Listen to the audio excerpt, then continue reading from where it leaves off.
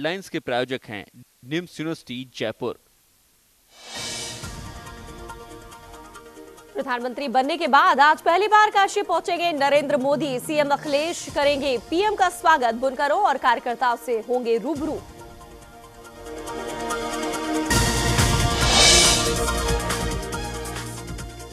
सरकार ने पंचायती राज संस्था का किया पुनर्गठन। 723 नई ग्राम पंचायतों के साथ 47 नई पंचायतों के गठन की अधिसूचना की जारी।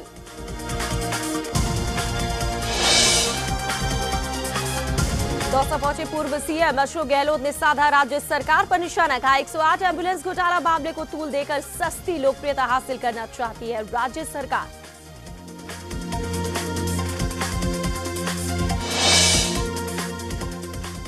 आरक्षण की मांग को लेकर गुर्जर नेताओं और सरकार के बीच हुई बैठक। 12 नवंबर को कोर्ट में सॉलिसिटर जनरल रखेंगे सरकार का पक्ष। गुर्जर नेताओं ने किया 23 नवंबर को वहां पंचायत का ऐलान।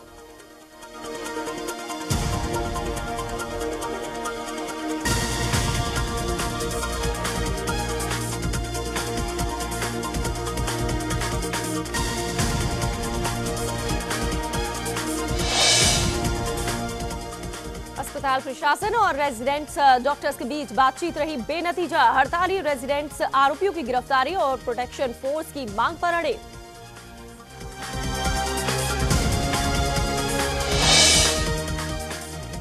और मोदी को घेरने के लिए मुलायम ने बनाया महामोर्चा। अपने घर बुलाई जेडीयू, जेडीएस और आरजेडी नेताओं की बैठक। काले धन, बेरोजगारी और किसानों के मुद्दे पर घेरने की कोशिश।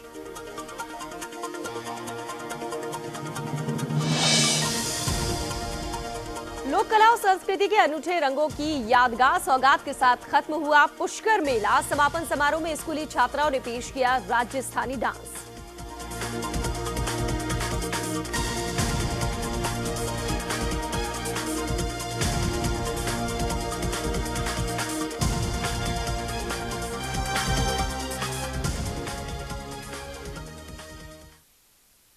नमस्कार, आप देख रहे हैं न्यूज इंडिया और मैं हूं रजनी। पीएम बनने के बाद पहली बार नरेंद्र मोदी आज काशी पहुंच रहे हैं। पीएम मोदी की अगवानी सूबे के सीएम अखिलेश यादव और 5 कैबिनेट मिनिस्टर करेंगे। जिला प्रशासन को मिले प्रोटोकॉल के मुताबिक सीएम और मंत्री आज सुबह विमान से बाबतपुर एयरपोर्ट पहुंचेंगे, जहां पर प्रधानमंत्री का स्वागत किया जाएगा। वाराणसी पहुंचने के बाद नरेंद्र मोदी बनारस के बुनकरों से रूबरू होंगे और 200 करोड़ की लागत से फैसिलिटी सेंटर की आधारशिला रखेंगे। काशी में पीएम जमीनी कार्यकर्ताओं के बीच मिशन यूपी के लिए सशक्त बीजेपी, सशक्त भारत का संदेश देंगे। पीएमओ से आए कार्यक्रमों के मुताबिक मोदी अपने संसदीय क्षेत्र में करीब 25 घंटे रहेंगे। डीएलडब्ल्यू के हरे भरे इलाके वाला अधिकारी गेस्ट हाउस उनका ठिकाना बनेगा।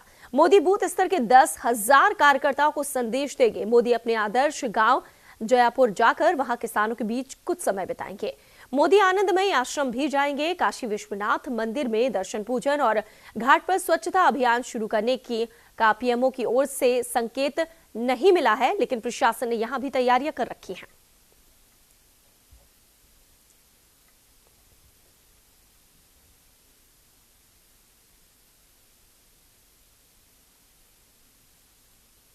राजस्थान सरकार ने पंचायती राज संस्थानों के पुनर्गठन की अधिसूचना जारी कर दी है। सरकार ने 723 नई ग्राम पंचायत बनाई है, तो वहीं 1423 ग्राम पंचायतों का पुनर्गठन किया गया है। इसी तरह 47 नई पंचायत समितियों की अधिसूचना जारी की गई है, जबकि 64 पंचायत समिति पुनर्गठित की गई है। इसके बाद उम्मीद की जा रही है कि नई पंचायतों को आगामी पंचायती चुनाव कराए जा सकेंगे। तो 47 नई पंचायत समितियों बनाई गई हैं और 64 पंचायत समितियों का पुनर्गठन किया गया है। पंचायती राज संस्थानों के पुनर्गठन के बाद रिपोर्ट सौंप दी गई है और अब इसी के अनुसार पंचायत चुनाव होगी।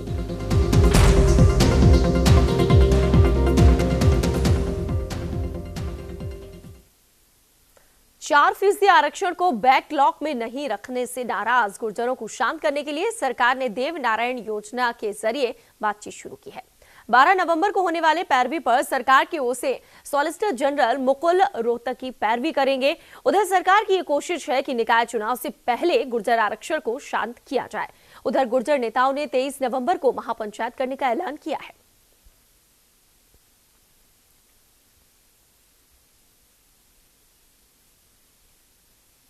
एडमिशन के बारे में आज मुझे बढ़िया स्कूल्स चाहिए। जो गुरुकुल योजना में बच्चे जाते हैं उनके लिए मैंने बढ़िया स्कूलों की मांग की है। स्टैंडर्ड के स्कूल हों, समय पर एडमिशन हो और फंड्स में भी कुछ वित्तीय बढ़ोतरी हो। 4% जो हमारा रिजर्व रखा गया है उसके बारे में भी चर्चा हुई है और मंत्री महोदय ने हमको आश्वासन दिया है कि इस पर पूरा अमल होगा और ऐसा ऑर्डर तो सरकार ने ऑर्डिनेंस निकाल दिया है। Therefore we have every right on 4% reservation. इधर अखिल भारतीय गुर्जर महासभा के नवनियुक्त राष्ट्रीय अध्यक्ष ने जयपुर में गुर्जरों को एसटी कोटे में आरक्षण देने की बात दोहराई है। रामशरण भाटी ने कहा है कि गुर्जर आरक्षण की मांग को लेकर समाज ने बहुत कुछ झेला है। प्रदेश में कांग्रेस और भाजपा दोनों की ही सरकारों में उनको आरक्षण हक नहीं मिला है। अखिल भारतीय गुर्जर महासभा ने सरकार पर आरोप लगाया है कि सरकार की सही पैरवी नहीं होने की वजह से आरक्षण मामला अदालत में लंबित है, लेकिन अब वो जल्द ही सुप्रीम कोर्ट में एक विशेष निगरानी याचिका डालेंगे। इसमें सर्वोच्च अदालत से हाई कोर्ट में लंबित गुर्जर आरक्षण मामले में तत्काल रास्ता निकालने के निर्देश दिए जाने की गुहार लगाई जाएगी। जम्मू कश्मीर, हिमाचल प्रदेश, 2 जगह हमें आरक्षण मिल चुका है। जहां तक एसटी का और जहां तक राजस्थान का ये मुद्दा हमने उठाया था, जो मुद्दा रास्ते में किन्हीं कारणों से, उसके कई कारण हो सकते हैं, भटक गया, उसमें सरकार की मंशा न होना या सरकार की मंशा खराब होना या हमारे संगठित प्रयास में कोई कमी हो, इस वजह से भटक गया और भटकने के बाद भी हम उसको ख़त्म नहीं मानते। हमारी महासभा का हमेशा एसटी के आरक्षण हमारा मेन मांग है, हमारा मेन मुद्दा। जयपुर में रेजिडेंट चिकित्सकों और मेडिकल कॉलेज के प्राचार्य के बीच हुई वार्ता विफल हो गई है। जानकारी के अनुसार काफी समझाइश के बाद भी रेजिडेंट डॉक्टर्स अपनी मांगों को मनवाने के लिए अड़े रहे। रेजिडेंट डॉक्टर्स का कहना है कि रेजिडेंट डॉक्टर्स के साथ इस तरह की घटनाएं कई बार हुई हैं। इसके लिए कई बार प्रोटेक्शन फोर्स की घोषणा हुई, लेकिन अभी तक फोर्स नहीं बनाई गई है।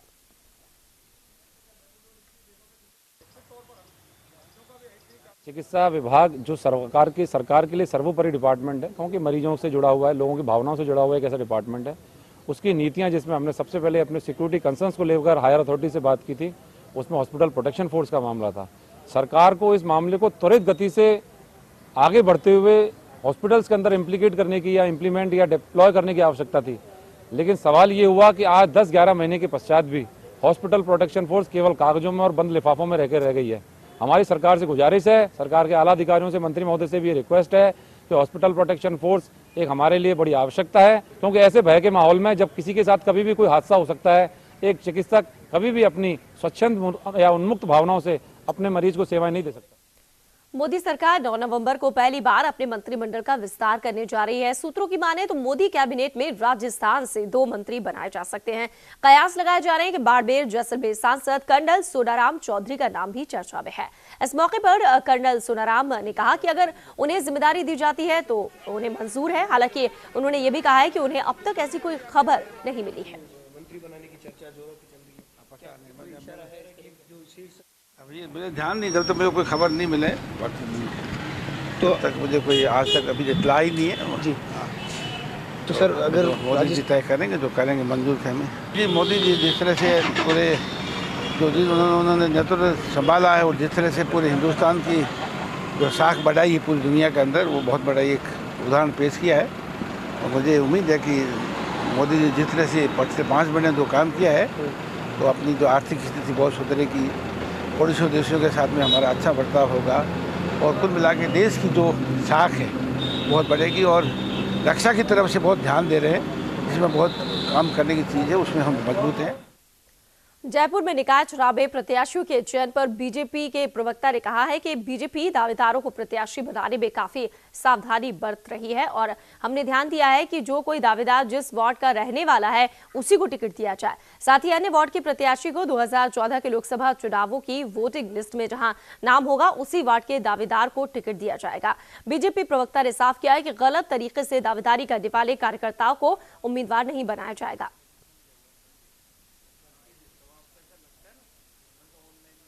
ए वार्ड का बी वार्ड में लेने का प्रयास करता है तो उनको रोका जाए। जैसा भी आपने मेरे से कहा कि कुछ लोग मकान के किराएनामे लेकर लिखवा लिए और नए वार्डों में नाम लिखा लिए, इस प्रकार की शिकायतें हमारे पास आ रही हैं।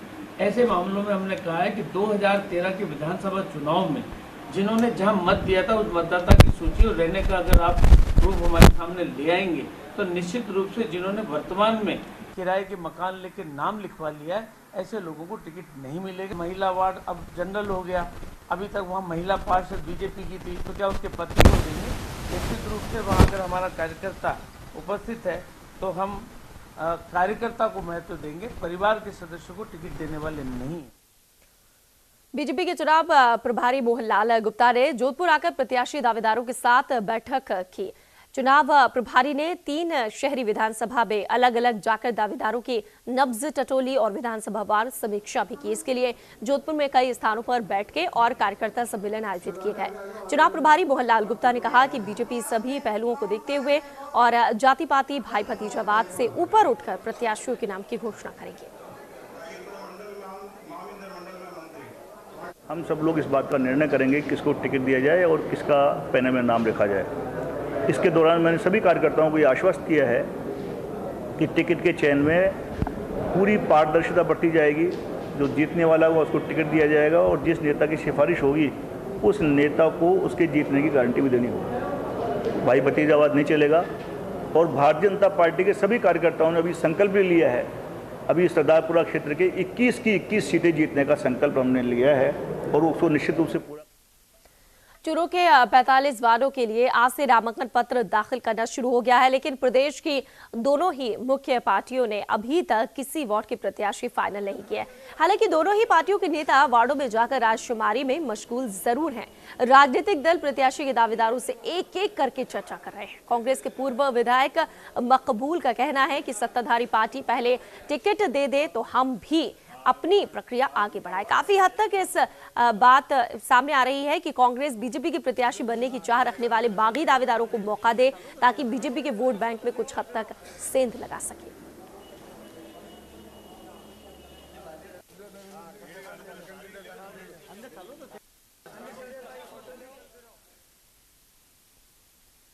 फिलहाल यहां पर रुक रहे हैं एक छोटे से ब्रेक के लिए। खबरें आगे जारी रहेंगी।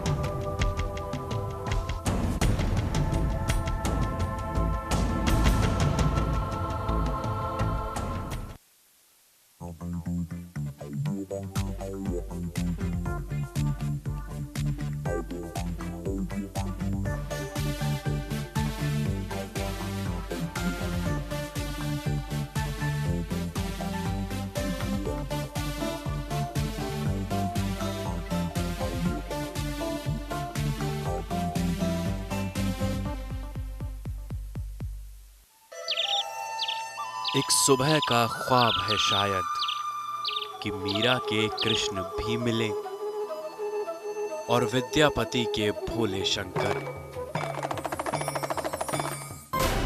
जहां महाराणा का स्वाभिमान भी जिए और 80 की उम्र का संग्राम भी दिखे। बीच का रास्ता दूर दुनिया को छूने के बाद बुद्ध महावीर की असली जमीन पर भी तो उतरे। बिरसा की अमानत जंगल है तो कहीं जिंदगी की जमानत है रेत।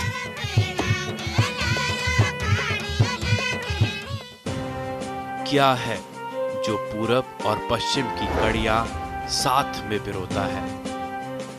News India east west corridor, एक रास्ता जो मुकम्मल मंजिल है।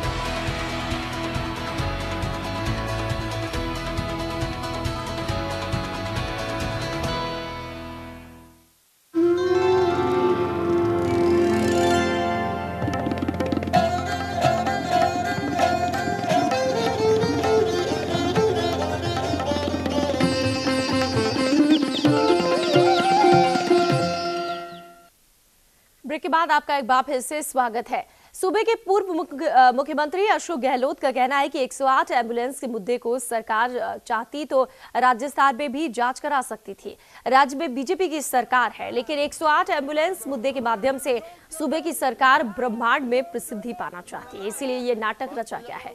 जांच में कुछ नहीं निकलने वाला है और ये लोकप्रियता हासिल करने का तरीका है। पूरे मुल्क के अंदर इस बात को लेके उन्होंने जानबूझ के सीबीआई को इंक्वायरी दी है, वरना वो केस तो यहाँ भी नहीं बढ़ सकता था। इनकी सरकार थी, आराम से जैसे वो अन्य मुकदमों के अंदर भी, पर क्योंकि इस मुकदमे में कुछ था ही नहीं, दम नहीं था, जानबूझ करके दिया गया केंद्र सरकार के सीबीआई को। और ये कहा गया कि सीबीआई इसलिए जांच दे रहे क्योंकि केंद्र का पैसा था, तो केंद्र का पैसा था तो वो तो सीबीआई खुद ही जांच कर सकती है। उसके लिए स्टेट गवर्नमेंट लिखने की जरूरत नहीं थी। फिर भी इन्होंने लिखा है, तो मैं समझता हूँ खाली फेस सेव किया है, कोई दम था नहीं, तो इनकी बड़ी बेइज्जती होती, कोर्ट में टिकता भी नहीं एक दिन के लिए भी ये मुकदमा। इसलिए मैं समझता हूँ कि ये सब नाटक किया गया। जल संसाधन मंत्री डॉक्टर रामप्रताप सादुलपुर के दौरे पर आए। इस दौरान बीजेपी कार्यकर्ताओं ने जल संसाधन मंत्री का जोरदार स्वागत किया। जल संसाधन मंत्री डॉक्टर रामप्रताप ने सादुलपुर के गांव जुंगली में पहुंचकर यहां बुंगी पेयजल योजना के निर्माण कार्यों का जायजा लिया। इस मौके पर जल संसाधन मंत्री ने कहा कि वे जल्द ही इलाके में व्याप्त पेयजल समस्या का समाधान करेंगे। जल संसाधन मंत्री के दौरे के दौरान पूर्व सांसद राम सिंह कसवा और बीजेपी कार्यकर्ता भी मौजूद रहे। कांग्रेस सरकार आने के बाद में समीक्षा के नाम पर राजस्थान की सारी स्कीम रोक दी गई, उसको इसमें रोक दिया गया।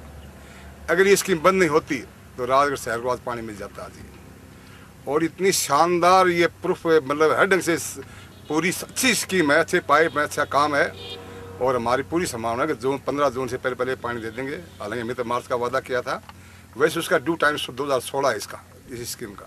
लेकिन सरकार लगी हुई है, एकमात्र उद्देश्य है कि पानी जल्दी जल्दी शहर को मिले, देहात को मिले। बहुत पानी का संकट है। हम इसमें न पानी में राजनीति करना चाहते हैं, न राजनीति करेंगे। हमारा पूरा प्रयास रहेगा ईमानदारी में कि आज भी शहर में 8 दिन पानी नहीं आता, 10 दिन पानी नहीं आता। कल्पना कीजिए गांव का आदमी, शहर का आदमी कैसे जीवन यापन करेगा। अधिकारियों से बात करेंगे, इसको जितना जल्दी वो पूरा करवा करके लोगों को पीने का पानी मिले, तो पीने का पानी वो पहली प्राथमिकता है, जल्दी करवाएं। ये तो मेरे को तो वैसे ही यहाँ पर ये काम चलते हुआ दिखा रहे। MP साहब आगे जब हमने चर्चा कर ली और आगे इसमें लगातार संपर्क में रहेंगे, इसको जल्दी से जल्दी पूरा करें। झारखंड में इन दिनों जितनी गहमागहमी विधानसभा चुनाव को लेकर है, उतनी ही चर्चा नेताओं के दल बदल को लेकर हो रही है। चुनाव की घोषणा के बाद से कई नेता अपना दल बदल चुके हैं और सिलसिला अब भी जारी है। कांग्रेस के एक नेता ने तो टिकट मिलने के बाद पार्टी छोड़ दी और बीजेपी का दामन थाम लिया। झारखंड मुक्ति मोर्चा, झारखंड विकास मोर्चा और कांग्रेस में भी हालात ऐसे ही है। ऐसे में ये सवाल उठना लाजमी है कि क्या जनता इन दल बदलुओं को स्वीकार करेगी। झारखंड में जनता का मिजाज तय होने से पहले ही काफी तेजी से नेताओं के मिजाज बदल रहे हैं। टिकट के चक्कर में कई नेता अपने दल की दीवार फांदकर दूसरे खेमों में शामिल हो रहे हैं। हालांकि चुनाव के वक्त दल बदलना कोई नई बात नहीं है, लेकिन इस बार पिछले सारे रिकॉर्ड टूट चुके हैं। मौका परस्ती का आलम यह है कि कांग्रेस के एक उम्मीदवार ने टिकट मिलने के बाद भी पार्टी को बाय बाय कहकर बीजेपी का हाथ थाम लिया और शाम होते होते बीजेपी ने भी टिकट पकड़ा दिया। जब उन्हें भारतीय जनता पार्टी की सदस्यता ले ली है तो वो भारतीय जनता पार्टी के हैं और ये कोई नई चीज नहीं है। कोशिश की है, अधिसंख्य हमने अपने कार्यकर्ताओं को टिकट दिए हैं। जरा जमीनी हालातों पर नजर डालें तो बीजेपी ने JMM, JVM और कांग्रेस के दर्जन भर से ज्यादा नेताओं को अपनी टीम में शामिल कर लिया है। इनमें से अधिकांश अब बीजेपी के टिकट पर चुनाव लड़ने जा रहे हैं। इन्हें उम्मीद है कि मोदी के नाम के सहारे इस बार ये आसानी से चुनावी वैतरणी पार कर लेंगे। बीजेपी आधी से ज्यादा सीटों पर दल बदलू नेताओं पर दांव खेलती नजर आ रही है। उधर कांग्रेस से गठबंधन टूटते ही झारखंड मुक्ति मोर्चा ने भी अपने द्वार खोल दिए हैं। के बारे में मैं कभी टिप्पणी नहीं करता हूँ और मैं कहूँगा कि इनको तो दल बदल नहीं कह सकते। इसलिए मैंने कहा कि चूंकि मैं कभी भी दल बदल के पक्षधर नहीं रहा हूँ। टिकट के लिए नेता न केवल दल बदल रहे हैं बल्कि रातों रात अपनी अपनी विचारधारा, निष्ठा और नारे भी बदल रहे हैं। ऐसे में ये देखना काफी दिलचस्प होगा कि नेताओं की इस बदली हुई विचारधारा से जनता कितनी प्रभावित होती है। न्यूज इंडिया के लिए रांची से सुरेंद्र सोरेन की रिपोर्ट। तो नेताओं को जीत चाहिए और इसके लिए वो कुछ भी करेंगे। इधर झारखंड और जम्मू में चुनाव के ऐलान के साथ ही सभी राजनीतिक पार्टियों की सरगर्मी तेज हो गई है। इस बार भारी बहुमत से जीत कर आई केंद्र सरकार के मुकाबले विपक्ष को एकजुट करने की कोशिश समाजवादी पार्टी के अध्यक्ष मुलायम सिंह यादव की तरफ से शुरू की गई है। लोकसभा में 5 सांसदों वाली समाजवादी पार्टी ने आज सभी गैर बीजेपी और गैर कांग्रेसी दलों के नेताओं की बैठक बुलाई। ये बैठक दिल्ली में मुलायम के घर पर बुलाई गई। बैठक में जेडीयू के नीतीश कुमार और शरद यादव के अलावा आरजेडी अध्यक्ष लालू प्रसाद शामिल हुए। जेडीएस नेता देवेगौड़ा भी बैठक में पहुंचे। एक सर्वसम्मति बनी कि हम सब लोगों को एकजुट होना होगा और मिलकर काम करना पड़ेगा। और ये जो एकजुटता है जिसकी शुरुआत आज हो गई है, ये आगे इसकी परिणति एका तक हो सकती है, यूनिटी तक हो सकती है, लेकिन ये भविष्य की बात है। आज मोटे तौर पर सैद्धांतिक तौर पर यह सहमति बनी कि हम एकजुट होकर काम करेंगे और आज कुछ मुद्दे तय किए गए हैं जिस पर हम लोग मिलजुल कर अपनी आवाज उठाएंगे। एक काले धन का मुद्दा है, जिस काले धन की मात्रा के बारे में भी बहुत ही अधिकार पूर्वक चुनाव अभियान में कहा गया और अब यू टर्न हो रहा है कि काले धन की मात्रा कितनी है इसके बारे में कोई जानकारी नहीं है, जबकि चुनाव अभियान में ये कहा गया था भाजपा के द्वारा कि जितना काला धन है उसका एक एक पाई वापस लाया जाएगा और एक एक व्यक्ति को कम से कम 15 लाख रुपया प्राप्त हो सकता है। तो ये रुपया आना चाहिए और जो कही गई है राशि के बारे में उस हिसाब से लोगों तक इसका वितरण होना चाहिए। दूसरी बात है बेरोजगारी। युवा पीढ़ी को रोजगार के हसीन सपने दिखाए गए थे और करोड़ों नौकरियां, करोड़ों रोजगार के अवसर हर वर्ष पैदा किए जाएंगे और जानकारी मिली है कि 1 साल के लिए किसी भी प्रकार की नियुक्ति पर रोक लग गई। तो यह एक बहुत बड़ा प्रश्न है जिसका संबंध हमारी युवा पीढ़ी से है। तो रोजगार लोगों को मिलना चाहिए। इस सवाल को हम लोग मिलकर जोर शोर से चलिए सियासी गलियारों से बाहर निकलते हैं और अब बात करते हैं रुद्राक्ष हत्याकांड मामले की। कोटा के रुद्राक्ष अपहरण और हत्या मामले में दोनों आरोपी अंकुर और उसके भाई अनूप को कोर्ट में पेश किया गया। दोनों भाइयों की रिमांड खत्म हो गई थी, जिसके बाद उन्हें कोर्ट में पेश किया गया। सुनवाई के दौरान कोर्ट ने दोनों आरोपियों की रिमांड 3 दिन के लिए और बढ़ा दी है। अब पुलिस आरोपी को अहमदाबाद और सूरत लेकर जाएगी, जहाँ क्लोरोफॉर्म खरीद की तस्दीक की जाएगी। वहीं हत्याकांड में अभिभाषक परिषद की ओर से भी आरोपित पक्ष की पैरवी नहीं करने का निर्णय लिया गया है। साथ ही पीड़ित पक्ष को निःशुल्क वकील उपलब्ध करवाया जाएगा।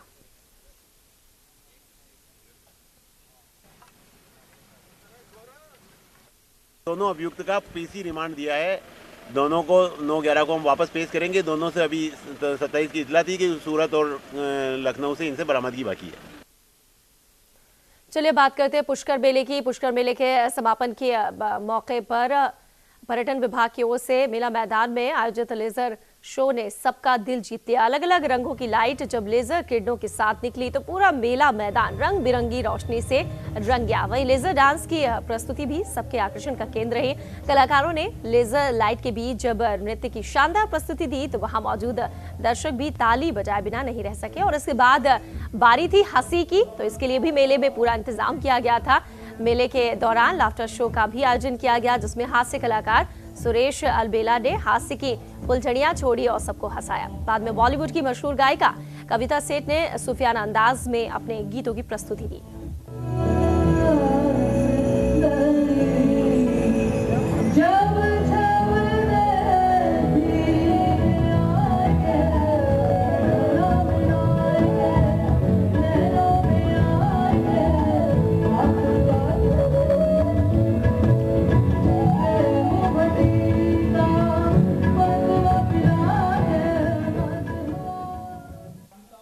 इसके साथ इस बुलेटिन में इतना ही। हमें दीजिए इजाजत। नमस्कार।